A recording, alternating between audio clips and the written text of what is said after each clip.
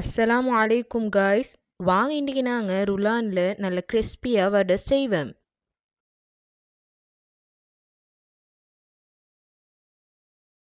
ஆரம்பமாக ஒரு பேனில் எண்ணெய் கொஞ்சம் சேர்த்து மெல்லிசா வெட்டின வெங்காயம், பச்சை கொச்சிக்காய், கிரேட் பண்ண இஞ்சியும் சேர்த்து லைட்டாக தாளிங்க.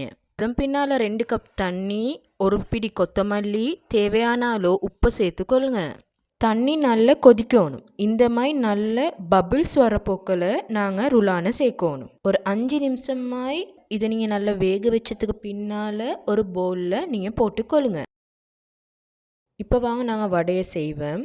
வடையிற பவுலை நல்லா டைட்டாக பிடிச்சி நாங்கள் ஒட்டையொண்டு போட்டுக்கொள்ளணும். இப்படியே எந்த ஒரு வெடிப்பும் இல்லாமல் எல்லா வடையும் நான் செஞ்சிட்டேன். எண்ணெயை நல்லா சூடாக்கி மீடியம் ஃப்ளேமில் இந்த வடையை நீங்கள் பொரிச்சிடுங்க. வடையிற ஒரு சைடு நல்லா பொரிப்பட்டதுமே மறு சைடு திருப்புங்க. கோல்டன் ப்ரௌன் கலருக்கு வடை பொரிப்பட்டதும் நாங்கள் இறக்கிக்கொள்ளணும்.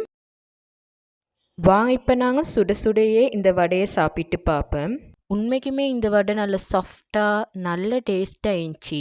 நீங்கள் கட்டாயம் ட்ரை பண்ணி பாருங்கள். உங்களுக்கு இந்த வீடியோ பிடிச்சிருந்தேன்டா லைக், ஷேர் அண்ட் சப்ஸ்கிரைப் பண்ணுங்கள்.